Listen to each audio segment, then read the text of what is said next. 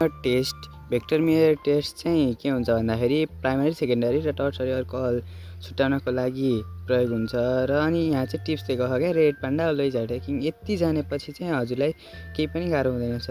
सुरुमा चाहिँ के गर्ने, रेड पान्डा भनेको छ। रेड पान्डा भनेपछि रेड फस्फोरस। अनि रेड फस्फोरस भनेपछि I2 चाहिँ आफै सम्झिने आयोडियम हुन्छ। अनि OH लाई चाहिँ केले रिप्लेस गर्छ भन्दाखेरि I2 ले रिप्लेस गरेर चाहिँ I हुन्छ र के बन्यो RCH2I।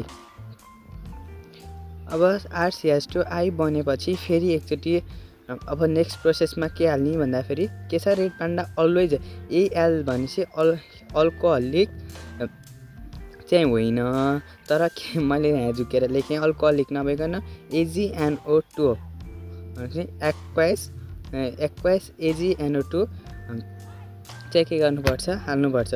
र AG र I बाट के भन्छ, AgI चाहिँ बाहिर निस्किन्छ र RCH2NO2 चाहिँ के हुन्छ त भन्दाखेरि बन्छ RCH2 र NO2। अब फेरि त्यहाँ के छ, हाइड भनेपछि H आयो। अब मैले चाहिँ यसलाई H लाई कसरी लेख्ने गरेको छु भन्दाखेरि HONO, यो भनेको NO2 हो, तर HONO गर्दा पनि O दुईटा नै आयो, एउटै हुन्छ, HNO2 नै हुन्छ। र OH र H भनेपछि के भयो, H2O भयो, बाट पानी निस्कियो र के बाँकी भयो RCHNO2 अनि तल रहन्छ N अनि डबल बोन्ड O। र यसलाई नै हामी के भन्छौँ त भन्दाखेरि नाइट्रोलिक एसिड भन्छौँ। यसलाई नै हामी नाइट्रोलिक एसिड भन्छौँ। र फर्दर रियाक्सन चाहिँ अब हामी केसँग गराउँछौँ त, किङ भनेपछि के रहेछ, अल्कोहलिक KOH भनेपछि अल्कोहलिक KOH सँग गराउँदा के आउँछ, ब्लड रेड कलर आउँछ। के आउँछ त भन्दाखेरि ब्लड रेड कलर आउँछ। यो चाहिँ के को लागि भयो भन्दाखेरि 1 डिग्री अल्कोहलको लागि भयो। अब हामी सेकेन्डरी अल्कोहलको लागि सेम हो, रेड पान्डा भनेपछि red phosphorus plus I2, red phosphorus plus I2, यसमा रेड फस्फोरस भयो होइन।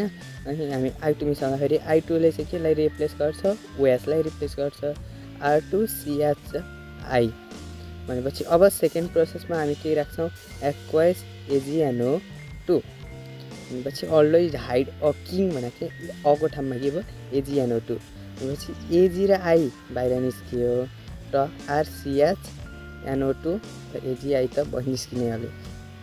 अब हामी थर्ड प्रोसेसमा फेरि अलवेज हाइड भनेपछि के रहेछ, HONO।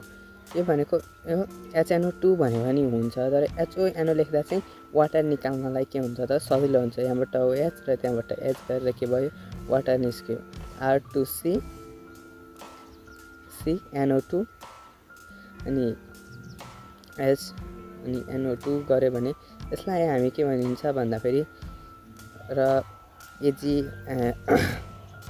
त भइहाल्यो होइन। यसलाई हामी के भनिन्छ भन्दाखेरि यसलाई चाहिँ साइनोनाइट्रोलिक एसिड भन्छ क्या। यसलाई चाहिँ साइनोनाइट्रोलिक एसिड भन्छ। नाइट्रोलिक 1 डिग्रीमा नाइट्रोलिक र सेकेन्डरीमा चाहिँ साइनोनाइट्रोलिक, थर्डमा चाहिँ अल्कोहलिक KOH राख्दाखेरि के आउँछ त भन्दाखेरि डिप ब्लू कलर आउँछ कि, यसमा चाहिँ डिप ब्लू कलर आउँछ। यहाँसम्म बुझ्नुभएको छ कि छैन भन्नु होला, अन्तिम समयमा पुरै बुझ्नुहुन्छ कि। अब थर्डमा के गर्ने, फेरि रेड फस्फोरस र I2 राख्ने। अब I2 ले केलाई गर्छ, रिप्लेस गर्छ, OH लाई रिप्लेस गर्छ, R3CI। अब हामी के राख्छौँ, एक्वाइस AgNO2 राख्छौँ। अब एक्वाइस AgNO2 AgI बन्यो र R3CNO2 भयो। र अब हामी यसलाई फर्दर रियाक्सन केसँग गर्छौँ, HONOसँग। र अब त्यहाँ कार्बन मात्रै छ क्या, अब त्यहाँ हाइड्रोजन नै छैन, अब वाटरै निस्किँदैन। त्यही भएर अब के भयो, रियाक्सन भएन। हेर्नु न, सबै ठाउँमा मैले यहाँबाट के निकालेको छु, वाटर निकालिरहेको छु, अनि पछि रियाक्सन भएन। अब मैले फेरि के हाल्छु, अल्कोहलिक KOH, रियाक्सन त हुँदैन। रियाक्सन नभएपछि के कलर आउँछ त, आउँदैन। यहाँसम्म काहीँ कतै बुझ्नु भएन भने कमेन्ट गर्न सक्नुहुन्छ। एकदमै इजी छ होइन, बुझ्नु भएन रिपोर्ट हानिदिनु क्या ल, मैले यो च्यालेन्ज गरेँ, रिपोर्ट हानिदिनु।